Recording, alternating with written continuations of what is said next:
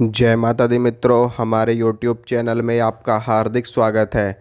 आज मैं आपको मंत्र अनुष्ठान के ऊपर जानकारी दूंगा। मंत्र सिद्धि के लिए मंत्र अनुष्ठान किस प्रकार से किया जाता है और कैसे आप किसी भी मंत्र को सिद्ध कर सकते हो अनुष्ठान के माध्यम से। देखिए, मंत्र अनुष्ठान के 5 अंग होते हैं। पहला मंत्र जप, दूसरा हवन, तर्पण, मार्जन और ब्राह्मण भोजन। ठीक है, ये 5 अंग माने जाते हैं किसी भी मंत्र को सिद्ध करने के लिए। उदाहरण ले लेते हैं, जैसे कि मान लीजिए पंचाक्षरी मंत्र है नमः शिवाय। ठीक है, ये 5 अक्षरों से मिलकर के बना है मंत्र, इसलिए इसको पंचाक्षरी मंत्र कहा जाता है। और इस मंत्र का अनुष्ठान क्या होगा? इस मंत्र का अनुष्ठान एक तो 1.25 लाख का अनुष्ठान होता है और दूसरा 5 लाख का अनुष्ठान होता है। 5 लाख पे इस मंत्र का पुरस्चरण हो जाता है, यानी कि इस मंत्र के हर एक अक्षर को जब हम 1 लाख से मल्टीप्लाई कर देते तो वो कहलाता है मंत्र का पुरस्चरण करना। और अनुष्ठान में क्या होता है? अनुष्ठान में इन सभी नियमों के साथ किसी भी मंत्र का जब जप किया जाता है तो वो मंत्र का पूरा पूरा अनुष्ठान कहलाता है मंत्र सिद्धि के लिए। मंत्र की सिद्धि अनुष्ठान के माध्यम से प्राप्त हो जाती है साधक को, भक्त को। तो अनुष्ठान कैसे? मान लीजिए आप 1 लाख की संख्या का अनुष्ठान कर रहे हैं। अनुष्ठान की संख्या यानी कि मंत्र अनुष्ठान की संख्या आप अपने सामर्थ्य के अनुसार चुन सकते हो। आपकी इच्छा हो तो आप 1 लाख का अनुष्ठान कर लो, आपकी इच्छा हो आप 5 लाख का अनुष्ठान कर लो, आपकी इच्छा हो आप 10 लाख का अनुष्ठान कर लो, आपकी इच्छा हो आप 20 लाख का अनुष्ठान कर लो, आपकी इच्छा हो आप 50 लाख का अनुष्ठान कर लो।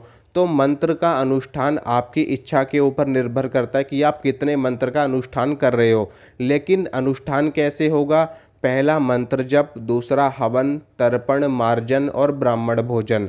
ठीक है, मान लीजिए आप 1 लाख मंत्र का अनुष्ठान कर रहे हो तो जितना आपने मंत्र का जाप किया है उसका 10वां हिस्सा यानी कि 1 लाख का 10% कितना हो गया? 10,000। 10,000 की संख्या में आपको हवन करना पड़ेगा और जितना आप हवन करोगे उसका 10वां हिस्सा आपको क्या करना पड़ेगा? मार्जन करना पड़ेगा। उसका 10वां हिस्सा आपको तर्पण करना पड़ेगा और उसका 10वां हिस्सा आपको ब्राह्मण भोजन करना पड़ेगा। तब आपका ये पूरा मंत्र अनुष्ठान पूरा होगा।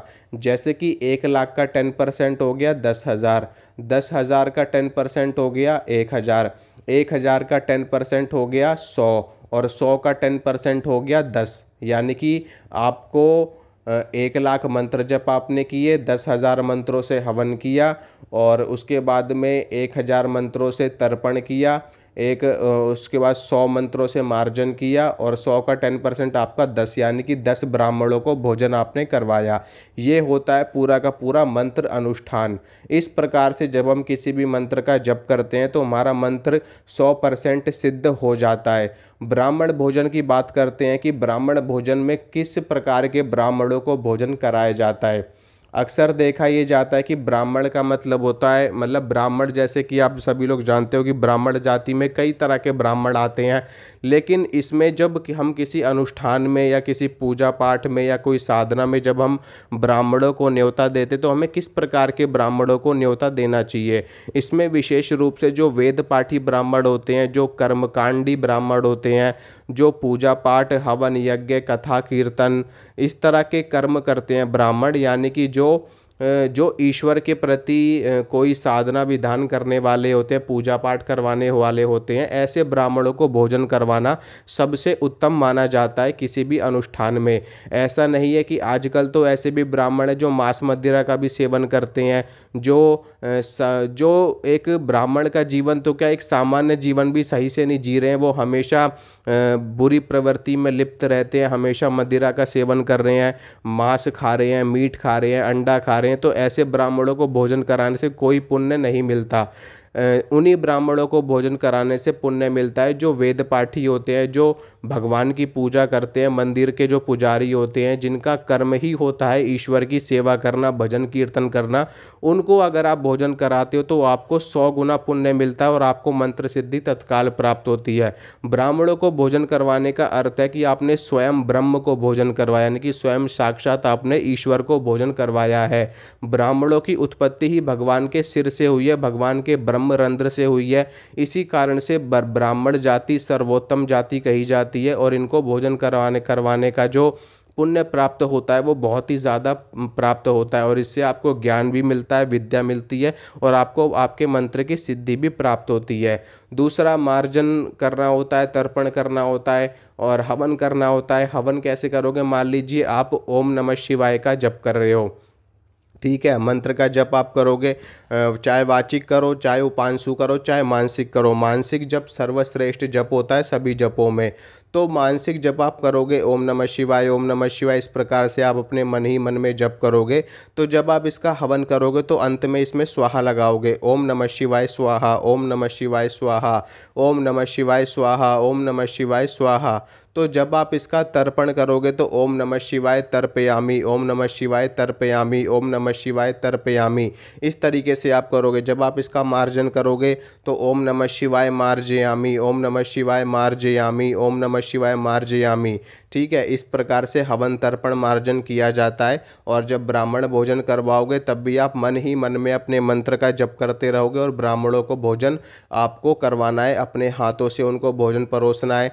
भोजन करवाने के बाद में उनको दक्षिणा इत्यादि दे करके आपको विदा करना है। तो आपका मंत्र अनुष्ठान पूर्ण रूप से सफल हो जाता है और आपको मंत्र की सिद्धि प्राप्त हो जाती है, ठीक है। ये तो होता है मंत्र का अनुष्ठान की क्या प्रक्रिया होती है और मंत्र का अनुष्ठान करने से ही मंत्र की सिद्धि प्राप्त होती है। ये वैदिक कर्मकांड रीति के अनुसार होता है। लेकिन इसमें शास्त्र में एक बात और भी कही गई है कि अगर आप इतना कुछ करने में सामर्थ्य नहीं है, मान लीजिए आप 10,000 मंत्रों से हवन नहीं कर सकते क्योंकि 10,000 की संख्या बहुत ज़्यादा होती है, ठीक है। अगर आप 10,000 की संख्या में हवन नहीं कर सकते तो जितना आपको हवन करना है उतना ही आप जप कर सकते हैं, यानी कि 1,10,000 आप जप कर लोगे तो आपकी मंत्र जप और आपकी हवन की प्रक्रिया पूरी हो जाएगी। अगर आप तर्पण और मार्जन भी नहीं कर सकते तो उनका भी 10% यानी कि 1,000 आपको और जप करना है। फिर उसके बाद जो तर्पण का 10% है यानी कि मार्जन का भी आप 100 यानी कि 1,10,000 100 की संख्या में आप जप कर लोगे तो आपका ये हवन तर्पण मार्जन का कर्म पूरा हो जाएगा।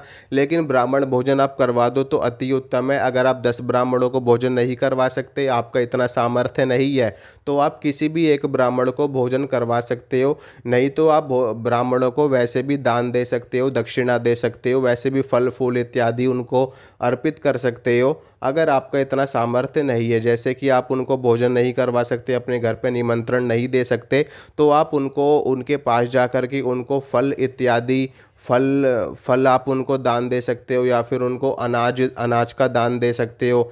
जैसे कि जिसे हम कहते हैं कि सीधा देना, सीधा आप उनको दे सकते हो और उनको कुछ दक्षिणा इत्यादि दान में दे सकते हो, तो भी आपका मंत्र अनुष्ठान पूर्ण होता है। कहने का मतलब ये है कि मंत्र अनुष्ठान के 5 अंग होते हैं। तो अगर आप इन 5 अंगों को नहीं कर पाते तो आप जितना भी इसमें बताया गया यानी कि जप का 10% हवन, तो उतना अगर आप जप भी कर लोगे तो भी आपका पूरा अनुष्ठान माना जाता है। यानी कि 1,10,000 और 100 की संख्या में आप मंत्र का जप करोगे तब भी आपका अनुष्ठान पूरा हो जाएगा। इसी प्रकार से 1,25,000 में किया जाता है। 1,25,000 का 10% 12,500, उसका 10% 1,250, उसका 10% 125, उसका 10% 12, मान लो 12 साढ़े 12। तो इस हिसाब से मंत्र का अनुष्ठान होता है। अगर आप पूरा नहीं कर सकते तो उतना आप मंत्र का जप कर लोगे तो भी आपकी ये प्रक्रिया पूरी हो जाएगी और आपको मंत्र की सिद्धि प्राप्त हो जाएगी। इसी प्रकार से अनुष्ठान किए जाते हैं। तो इसी प्रकार से आप 10 लाख का कर सकते हो, 20 लाख का कर सकते हो, 21 लाख का कर सकते हो, 51 लाख का कर सकते हो। जितने भी आपको, वैसे भी 1,25,000 का जप जो होता है अनुष्ठान वो पर्याप्त माना जाता है किसी भी कार्य की सफलता के लिए।